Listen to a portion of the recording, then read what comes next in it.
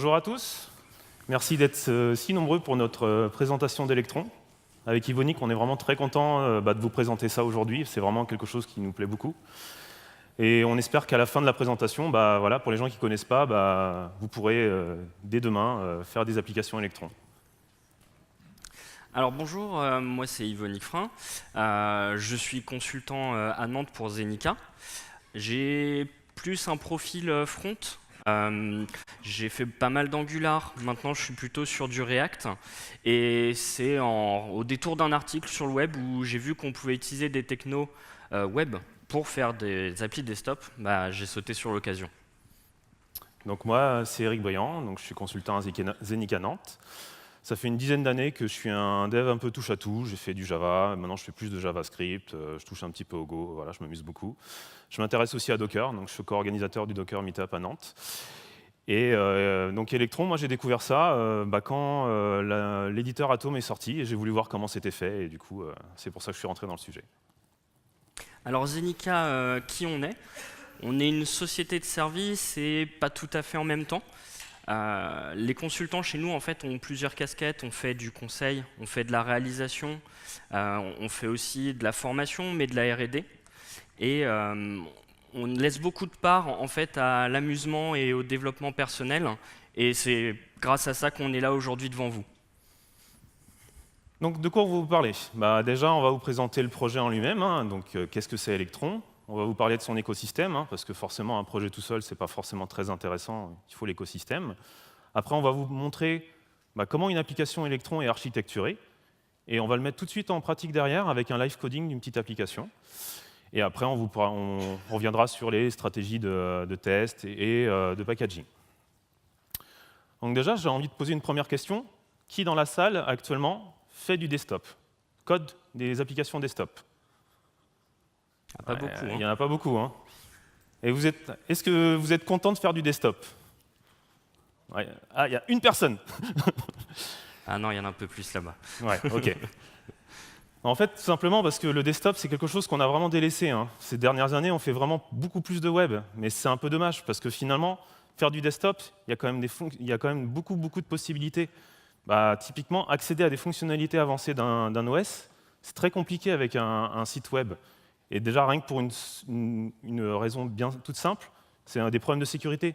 Si n'importe quel site pouvait lancer des exécutables, aller fouiller dans vos systèmes de fichiers, ça serait vraiment pas terrible. C'est pour ça, le desktop, c'est intéressant pour ça.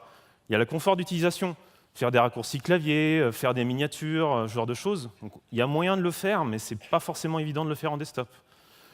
Monétiser son application, on voit ce qui se passe dans le mobile. Maintenant, même côté Mac et côté Windows, il y a des App Store, on peut monétiser son application. Donc c'est intéressant de faire une application desktop. Et il y a la visibilité sur le poste. Même si on code du web, on passe notre temps à utiliser des applications desktop. On a toujours l'icône qui traîne, donc quand on fait Alt-Tab, on voit une miniature. Donc voilà, pour toutes ces raisons, c'est quand même encore intéressant de faire du desktop. L'autre question qu'on peut se poser derrière, c'est pourquoi je ferais du desktop avec des applications web? Déjà, la première, c'est un écosystème énormément riche. Il y a énormément de choses. Tous les jours, il y a un framework pour faire du templating, du routing, du je ne sais quoi. C'est juste incroyable le nombre de choses qui sortent tous les jours.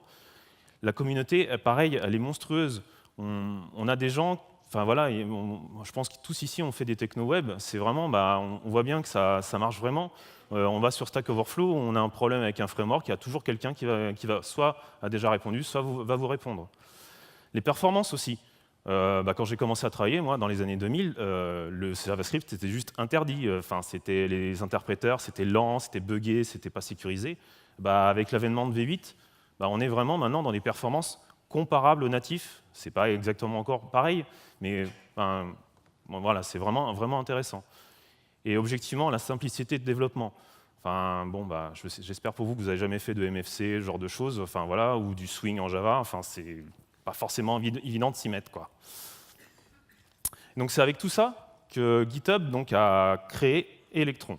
Donc c'est un framework pour faire des applications desktop avec des technologies web. Donc ça tourne sur les OS les plus connus, Linux, Windows et Mac. C'est développé donc, à la base pour l'éditeur qui s'appelle Atom. Donc, à la base, ça s'appelait même Atom Shell, et ça a été rebrandé Electron. Et donc ça a été créé par GitHub et open source, donc juste après que Atom a été open sourcé, donc en 2014. Donc actuellement, le main committer, c'est, désolé pour la prononciation, c'est Cheng Shao, donc c'est un GitHubber chinois, et il y a aussi des GitHubbers américains qui maintiennent le projet. Donc forcément, un projet GitHub, donc c'est sur GitHub. Donc il y a 44 000 stars sur le projet GitHub. Donc ça fait en fait, ça fait de Electron un projet aussi populaire que le kernel Linux, jQuery, enfin, des petits projets que peut-être vous en avez entendu parler. Bah voilà, c'est aussi populaire que ça sur GitHub. Il y a eu plus de 13 000 commits et il y a à peu près 560 contributeurs. Donc il faut savoir que Electron, c'est un projet écrit en C++. Donc ce n'est pas forcément le langage actuellement qui est le plus trending, mais voilà, c'est peut-être pour ça que du coup, qu'il n'y a que 560 contributeurs. Si on prend un projet à peu près aussi populaire comme Docker, il y a à peu près 5 fois plus de contributeurs. Par contre, je tiens à signaler, le projet lui-même est en C++, mais rien ne vous empêche de faire des extensions en JavaScript. Les releases, donc depuis l'open source, depuis que le projet est open source, il y a eu 270 releases. Ce matin, je me suis amusé à compter, ça fait 4 releases, ça fait une release tous les 4 jours. Donc c'est quand même assez actif. Donc la 1.0, c'était donc il y a un an.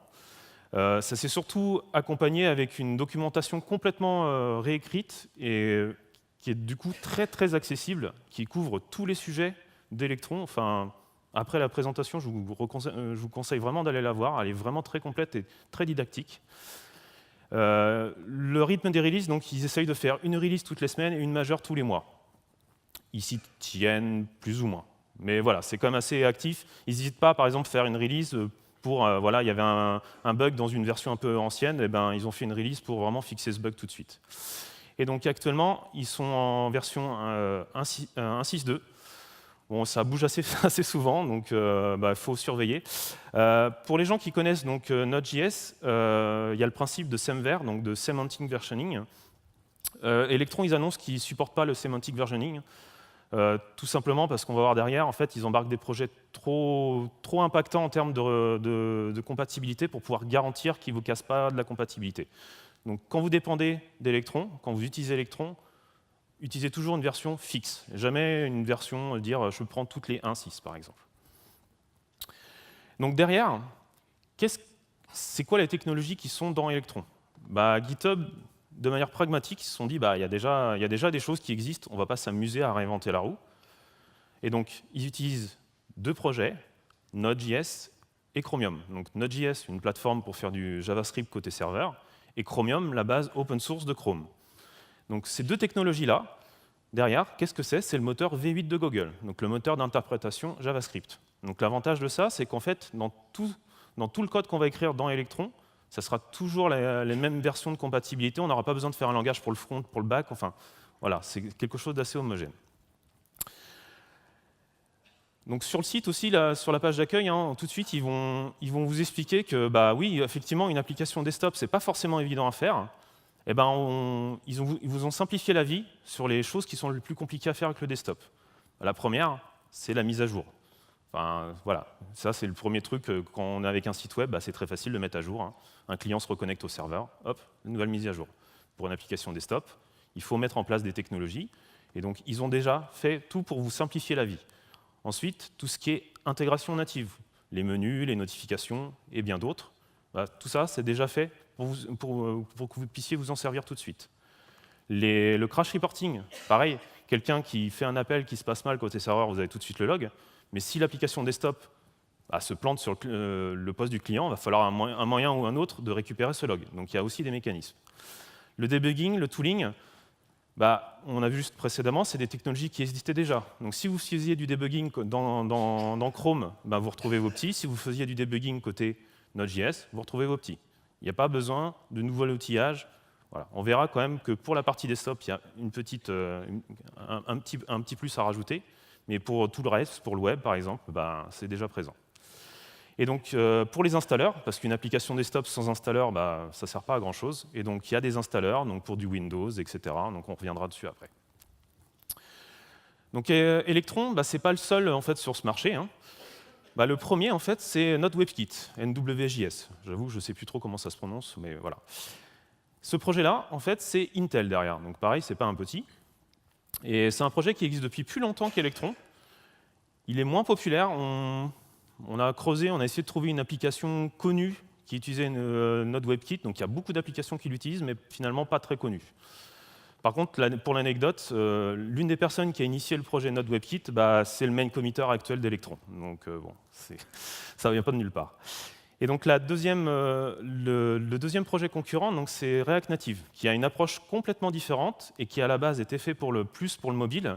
Et actuellement, voilà, il y a par exemple Microsoft qui travaille avec Facebook pour dire les applications React Native, on va pouvoir les gérer dans l'App Store de Windows. Donc ça peut être assez intéressant de voir ça aussi parce que c'est une technologie qui est quand même assez populaire actuellement pour faire des applications mobiles. Donc ça peut être intéressant de voir ça pour le desktop. Et donc, quelle application il utilise actuellement? Bon, là, j'ai mis 4 icônes. Je pense que dans la salle, vous devez au moins en connaître un. Donc le premier, forcément, c'est Atom. Donc ça a été fait pour ça à la base, donc l'éditeur de chez GitHub. Le deuxième, le client Slack. Le client Slack desktop, si vous l'avez installé sur vos postes, c'est du Electron. Le troisième, c'est vraiment intéressant, c'est le Visual Studio Code. Le produit, l'IDE de Microsoft, open source, c'est du Electron. Donc ça montre quand même que le projet vraiment plaît beaucoup. Le dernier, par exemple, c'est Kitematic, donc un projet de chez Docker pour faire du Docker en mode graphique. Et il y en a énormément. Enfin, j'ai honte, j'ai passé trop de temps sur ce slide-là, je n'ai pas trouvé de le faire de manière automatique, mais j'ai listé, il y avait 368 icônes sur le site d'Electron. J'en ai pas mis 368, mais voilà, il y en a beaucoup. Il y en a des open source, il y en a qui ne le sont pas, il y en a des gratuites, il y en a des payantes, il y a des lecteurs audio, des clients BitTorrent, des lecteurs vidéo, ce que vous voulez. Il y en a vraiment énormément. Et donc ce qui est intéressant, c'est qu'en plus, on est chez GitHub, donc du coup, si vous voulez mettre en avant votre application, il suffit juste de faire une PR, de dire « j'ai fait une application, rajoutez-moi sur le site ». Et hop, vous êtes dans le site. Donc c'est quand même assez intéressant. Et donc, si maintenant on rentre un petit peu plus dans la technique, comment est-ce que ça fonctionne? Comment est-ce que ça s'architecture une application Electron? Alors, on a deux types de processus où on va avoir une analogie très forte avec une application web classique, où on va avoir un main process qui va représenter plus notre partie back-end, et on va avoir des renderer process qui vont se charger d'afficher nos fenêtres. À savoir, le main process, en fait, on a du Node dedans. C'est un fork parce qu'ils ont des difficultés en fait à gérer en fait les différentes versions, donc ils préfèrent forker certaines de leurs dépendances. Et donc là, qu'est-ce qu'on va faire dans le main process? On va gérer tout ce qui est traitement lourd, la gestion des références à nos différentes fenêtres. On va pouvoir faire aussi tout ce qui est les interactions avec la machine, type par exemple des file dialogues, enfin ce que vous pouvez retrouver dans le desktop habituellement en fait. Donc le renderer process, là, ça va être vraiment l'affichage de nos fenêtres. Donc il faut savoir que ce soit le main process ou renderer process, ça tourne dans des boucles du V8. Donc c'est des threads bien séparés qui sont vraiment isolés par rapport aux autres. Et donc là, qu'est-ce que ça va faire? Tout simplement afficher une fenêtre et après on est dans une page web classique, donc ce que vous avez l'habitude d'utiliser tous les jours quand vous faites vos applications web, HTML, CSS, vos frameworks préférés, il n'y a pas de problème. Et donc, vu que ce sont des threads bien séparés, il va falloir faire communiquer tout ça. Et donc pour faire ça, on a ce qu'on appelle l'interprocess communication. Rien de nouveau sous le soleil, c'est déjà présent dans Chrome. Et c'est ce qui leur permet de communiquer entre leurs fenêtres, leurs onglets. Et donc ils n'ont pas réinventé la roue, ils ont juste pris ce système. Et comment ça fonctionne? En fait, le main process va jouer un rôle de passe-place, c'est-à-dire qu'il ne peut pas entrer en communication directement avec les fenêtres. C'est les fenêtres qui vont envoyer des messages sous forme d'événements, en fait, de channel. Et du coup, il va redispatcher entre les différentes fenêtres les messages. Alors, l'écosystème d'Electron, maintenant, il commence vraiment à être bien établi parce que ça fait déjà quand même quelques années que c'est là. Et on retrouve différents types de librairies. Donc, par exemple, tout ce qui est visuel, on va retrouver des choses comme Photon, qui est un espèce de bootstrap-like, mais pour faire des applications au design Mac. Donc, on va retrouver tous les composants desktop de Mac dans cette librairie. Ou il y a une librairie aussi Electron Window qui vous permet de vous faciliter la gestion de vos fenêtres. Ensuite, on a tout ce qui est packager. Alors, on a du packaging out of the box pour les distributions principales, enfin les OS principaux. Et après, si on veut, par exemple, des distributions Linux un peu plus exotiques, généralement, les maintainers ont proposé un packager ou leur communauté.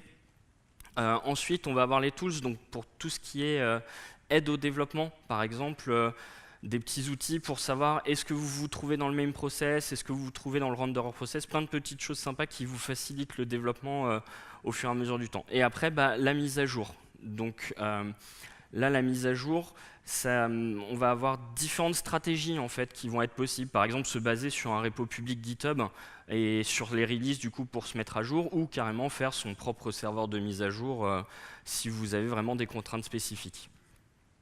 Donc maintenant, on va passer à une partie live coding où on va faire une petite application qui vous permet de créer des mèmes et après d'avoir une galerie que vous pouvez exporter.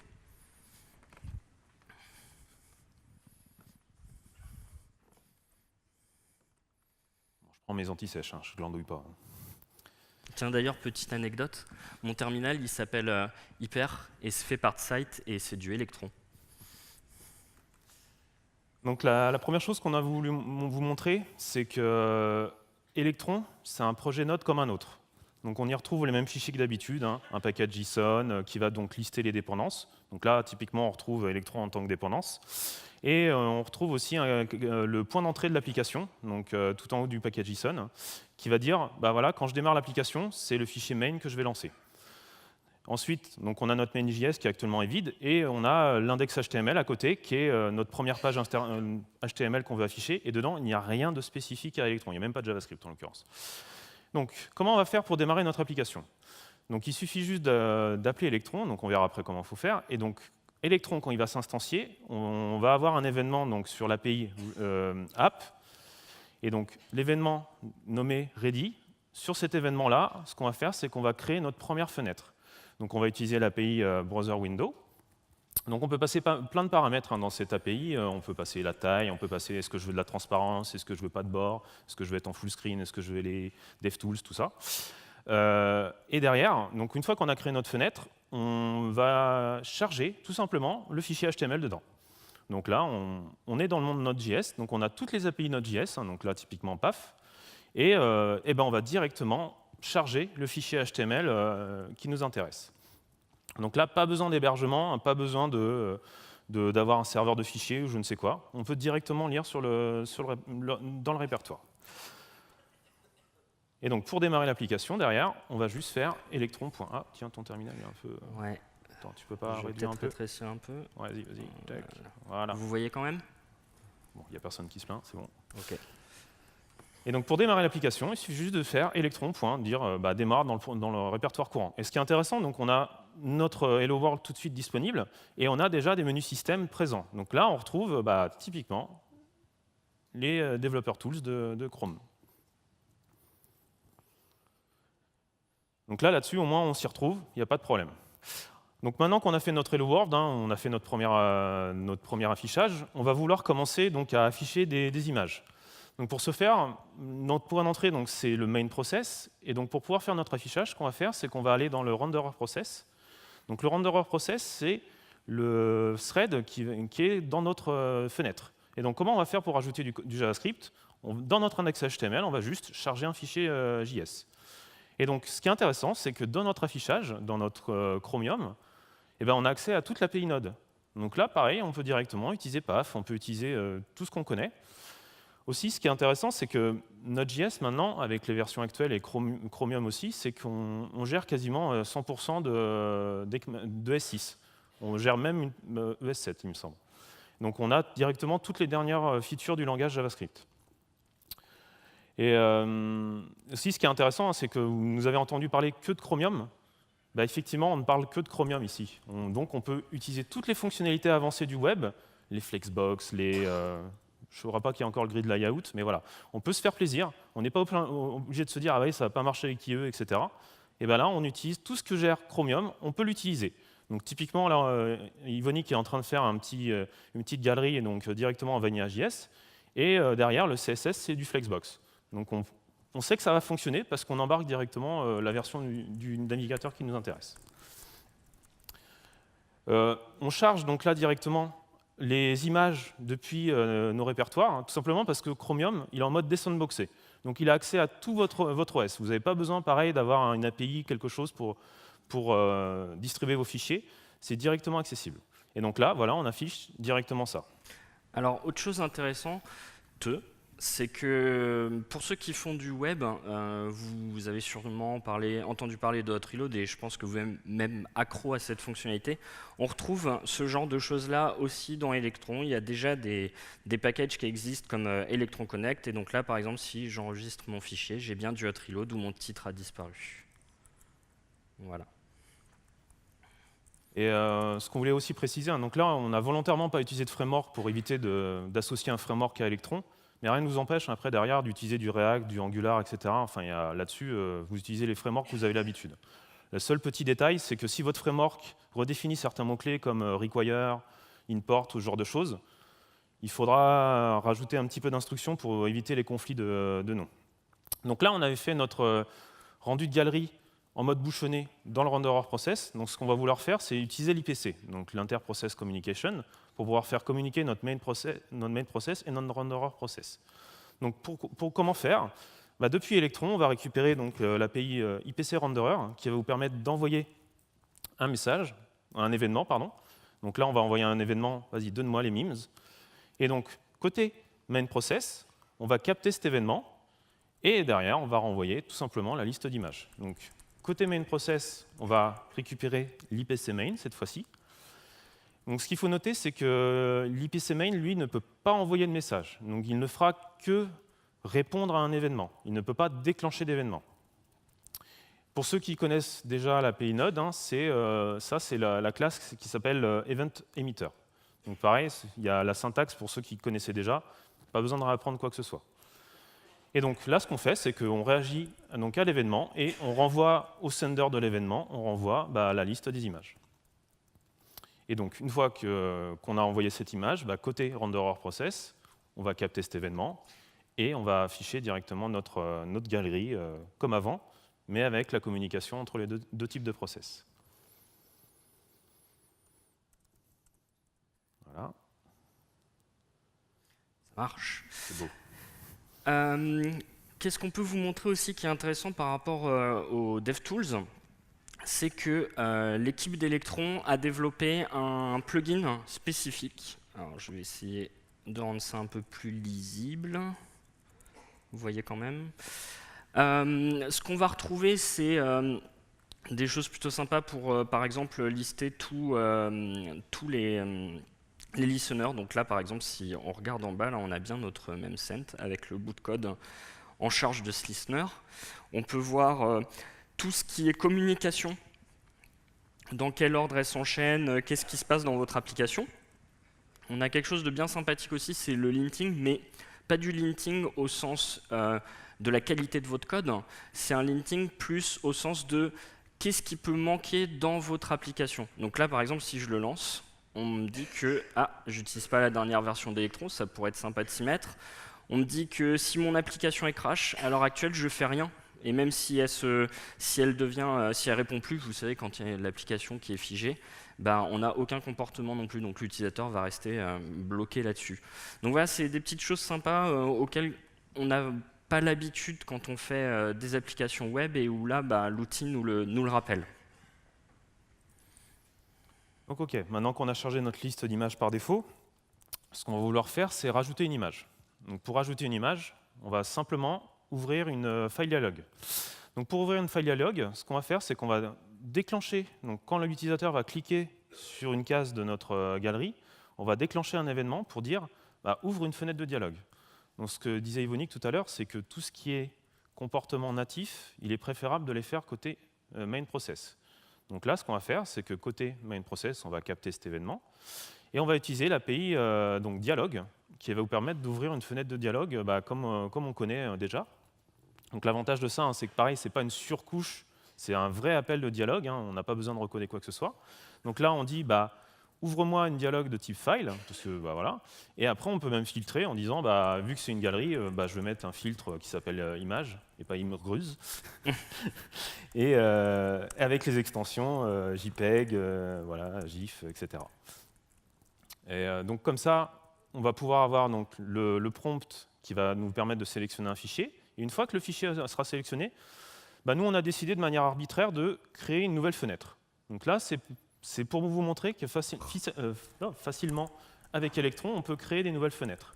Je ne sais pas si vous avez vu le talk d'Hubert hier, que ce n'est pas forcément évident de le faire en web. Bah là, c'est pas facile de créer une fenêtre et de faire communiquer. Ici, c'est très facile de le faire. Et alors, rien de sorcier par rapport à cette fenêtre, c'est exactement le même code qu'on vous a montré tout à l'heure pour ouvrir une nouvelle fenêtre. C'était uniquement pour factoriser. Et donc là, je rappelle, par fenêtre, c'est un renderer process. Et voilà, on a donc nos deux fenêtres qui vivent et qui peuvent communiquer via le main process. OK, donc là, c'est bien, on peut rajouter des images, on peut lister les images. Maintenant qu'on peut rajouter des images, on va vouloir effacer des images. Et pour faire ça, on voulait vous montrer l'intégration native de gérer des menus système. Donc là, ce qu'on va faire, c'est qu'on va dire, quand on clique droit sur une image, eh ben, on va afficher un menu contextuel donc qui sera stylisé en fonction de votre OS. Et donc là, il y a des API qui s'appellent menu et menu item. C'est assez simple à retrouver. Et donc ça va vous permettre de dire, bah, voilà, je crée un menu, et l'item, bah, je vais dire, c'est delete, vu que je vais effacer une image. Et quand la personne va cliquer sur le delete, eh ben, on va déclencher un événement pour dire, bah, efface l'image. Donc ça, on l'a déjà codé côté main process. Mais voilà, la définition de menu, c'est ni plus ni moins que juste déclarer bah, voilà, des items, et ça se fait tout seul. Donc là, on lui passe l'ID de l'image, parce que sinon, notre code, il est fait, on effacera tout. Donc ça serait dommage. Donc là, on utilise les API Vanilla, mais vous n'êtes aucunement obligé de faire ça. Vous pouvez utiliser votre framework préféré. C'est vraiment, nous, on voulait être agnostique pour cette présentation. Et donc, une fois qu'on aura effacé l'image côté main process, on va juste vouloir réagir à cet événement pour dire le mime est effacé. On va juste rafraîchir la liste pour éviter d'avoir un affichage qui ne se rafraîchisse pas. Voilà. Et on rappelle le même événement qu'initialement on avait utilisé. Donc derrière, c'est bien, on va effacer une image, mais on va vouloir aussi notifier l'utilisateur. Donc pour ce faire, on va utiliser une notification. Donc là-dessus, en fait, dans le web, ça existait déjà. Donc là, notification, c'est une API HTML5. Donc là, on peut utiliser la même. L'intérêt, c'est que derrière, c'est stylisé en fonction de votre OS. Il n'y a pas besoin de CSS, ce genre de choses. Electron va se charger lui-même de mettre le skin qu'il faut pour votre OS. Et donc, on lui donne juste un petit message pour bien faire comprendre à l'utilisateur ce qu'il vient de faire. Voilà. Voilà. Alors, l'anecdote. Voilà, c'est parce que automatiquement, quand on branche le Mac, il est en mode ne pas déranger. Mais on le voit là, mais pour les besoins de la démo, je le refais quand même. On a mis, voilà. Voilà, on a notre notification. On a mis quelques répétitions avant de comprendre ce qui se passait. Parce que quand on est tout seul, ça marche très bien. Voilà, ça marche sur ma machine, mais ça ne marche pas en présentation. Bref.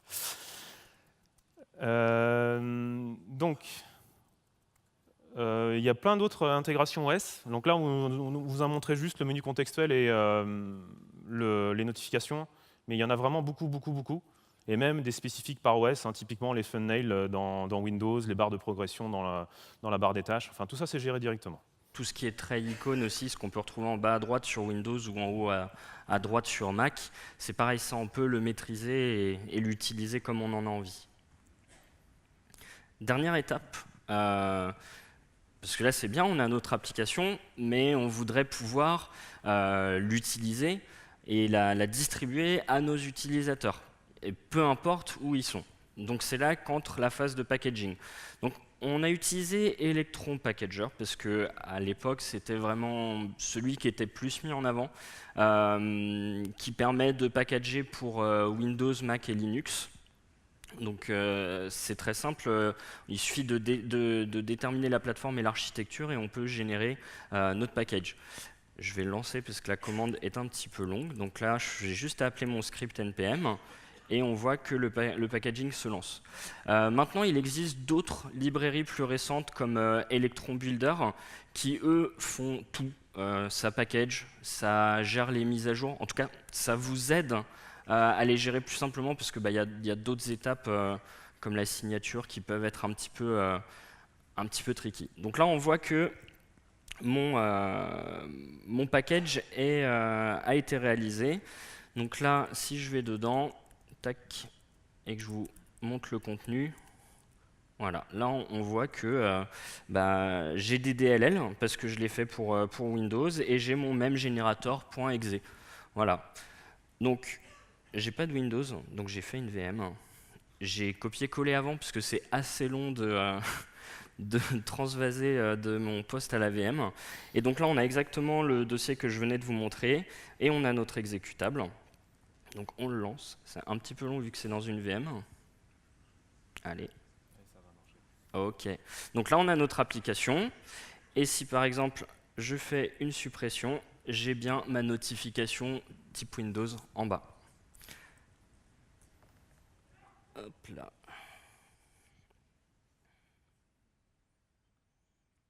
OK.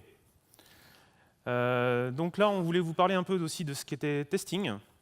Donc pour le testing, comme je vous disais tout à l'heure, on est dans le monde de Node.js, dans Chrome. Donc ce que vous utilisiez avant, ça fonctionne pareil.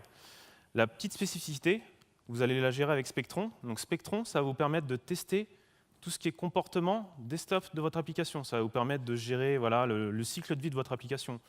Mon application, est-ce qu'elle a craché? Est-ce qu'elle a figé? Ça va vous permettre de faire ce genre de choses qui, quand on fait du web, on ne teste pas.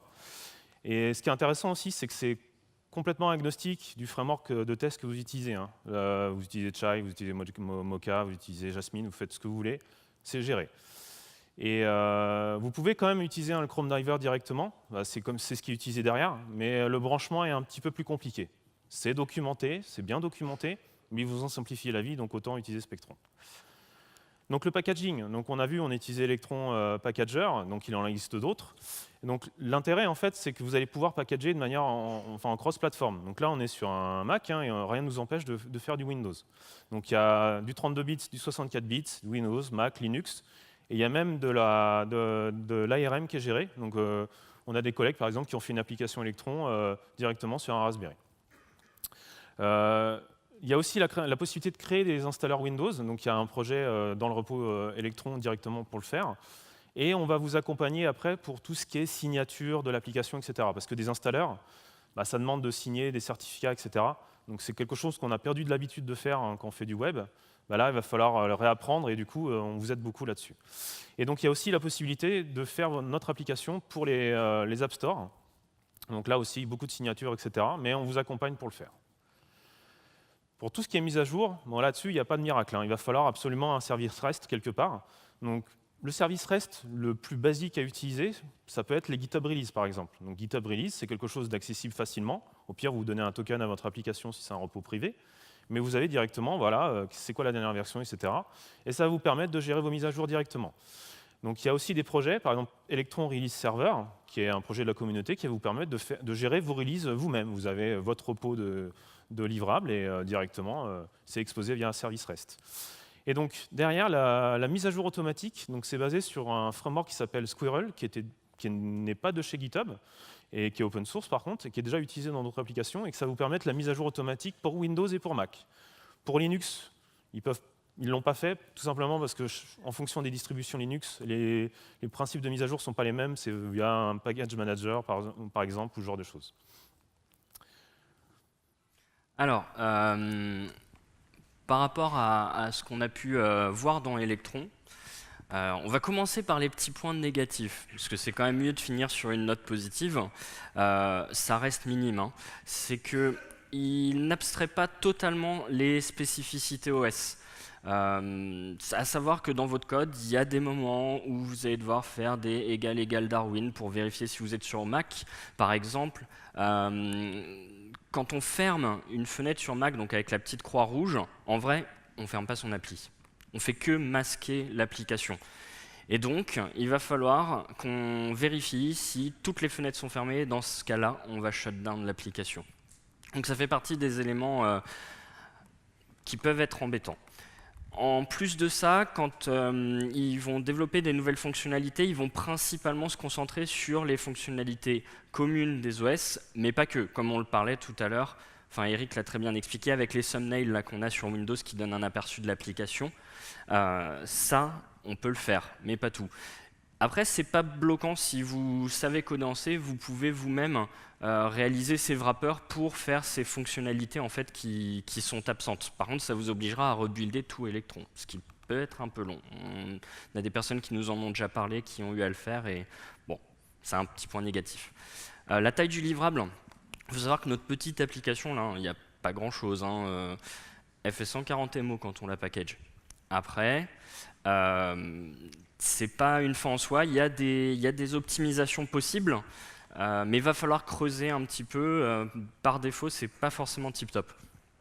Ensuite de ça, il n'y a pas de support mobile et il n'y en aura pas. En fait, il y a une issue sur leur repo qui en parle. C'est vraiment pas ce qu'ils ont envie d'explorer. Pour eux, le desktop, ça marche très bien. On le voit aux États-Unis avec le nombre d'applications, le nombre de startups en fait, qui utilisent leur techno pour faire leurs produits. Ils ont envie de se concentrer là-dessus, de faire ça bien. Et si vous voulez faire du support mobile, enfin avoir une seule solution qui peut aller partout, il faudra peut-être plutôt vous orienter vers du React Native ou autre solution. Qu'est-ce qu'on a aimé? La documentation. Et puis, vous l'avez vu dans notre live coding, en fait, la première étape qu'on montrait, il y a quoi? 5 lignes de code, et après, ça y est, vous avez une fenêtre avec une page web à l'intérieur. Vous pouvez même limite mettre une iframe en fait vers votre appli web, et ça y est, vous avez votre application desktop. Non, c'est pas top à faire, mais c'est pour vous dire que très rapidement, en moins de 5 minutes, en fait, vous vous retrouvez dans votre zone de confort, en fait, à faire votre application web. Et ça, c'est génial. Et toutes les API en fait sont bien documentées avec des snippets, et ça c'est vraiment top. Par moment, ça manque dans d'autres solutions. La courbe d'apprentissage, c'est du JavaScript Vanilla. Si vous avez l'habitude de faire du JavaScript tous les jours, il n'y a strictement aucun problème pour se lancer. Il suffit juste d'apprendre des API. C'est vraiment pas le plus difficile. Ensuite, on retrouve tout l'écosystème Node, on retrouve tout l'écosystème que vous avez l'habitude d'utiliser avec tous vos frameworks préférés, Angular, React, aucun problème, tout ça, ça peut être utilisé, et ça, c'est vraiment cool.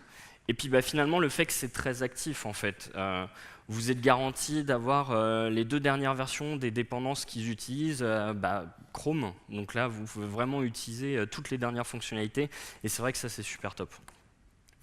Un petit point intéressant qui, justement, il y a 1 an, quand ils ont refait la documentation, ils ont sorti une application qui est sur GitHub. Et dans cette application, il y a les principales API en fait, qui sont décrites. Ils mettent en avant en fait, des snippets que vous pouvez tester immédiatement et voir le code source. Et vu que le code est open source, vous pouvez même aller honteusement pomper les lignes de code pour les réutiliser dans vos applications. Nous, c'est ce qu'on a fait, et c'est même fait pour. C'est qu'il y a des fichiers Markdown disséminés un petit peu dans le code source pour expliquer en fait leurs choix techniques. Par exemple, l'architecture. C'est vrai que quand on commence une nouvelle techno, on se dit « Ah, où est-ce que je range mes sources ? Comment est-ce que j'organise mes dossiers ?» Et bien souvent, ça vous prend beaucoup de temps, vous le faites, vous recassez tout, vous recommencez parce que ça ne vous plaît pas. Là, ils ont pris un parti, ils l'expliquent dans un Markdown, et du coup, nous, c'est ce qu'on a suivi parce qu'on trouvait que c'était justifié par rapport à notre besoin. C'est vraiment très formateur. Ouais. Alors, on vous a parlé déjà pendant un certain temps, mais on est loin de vous avoir présenté tout ce qu'il y a dans Electron. Vous pouvez vraiment faire beaucoup de choses, il y a beaucoup de pistes à explorer, de l'off-screen rendering, vous pouvez faire de la capture d'écran, plein de choses en fait. Il y a plein d'API qui sont prévues déjà pour vous aider à aller dans ces pistes-là, et vous pouvez même trouver votre propre voie.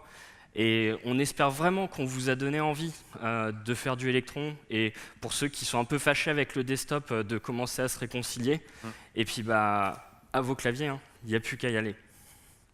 Merci beaucoup.